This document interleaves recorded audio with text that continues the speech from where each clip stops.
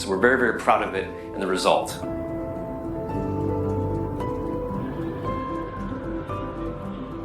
Netflix was now praising React publicly, and with a second big company betting big on React, the framework grew in popularity. In fact, it kinda took on a life of its own, and the community started to take off.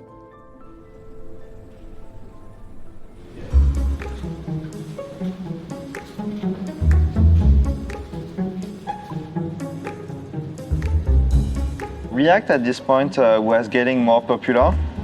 And somebody on Twitter mentioned like, hey, it would be cool to have like a React conference. And a lot of people started like commenting and tweeting and everything about this.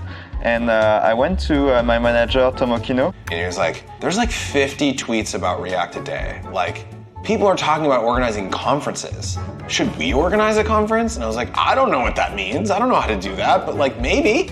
I was very opposed to doing a conference. I thought it was very cool that we got so much traction without really pouring marketing money into it. Even though React came from big tech company juggernaut Facebook, it was a small group of people that were like really dedicated to seeing this thing succeed. So it felt like this very indie, you know, Rebel Alliance type of project. And so I was like, we don't need a user conference. Like we got this cool vibe going on. Like, let's see how far we can push it.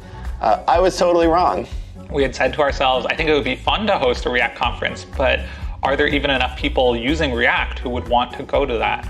And eventually we decided, well, let's try it. Let's try to host the conference and see how it goes. Within a minute, all of the tickets were sold out, and we actually crashed the website that we handled for like the actual payment system and everything.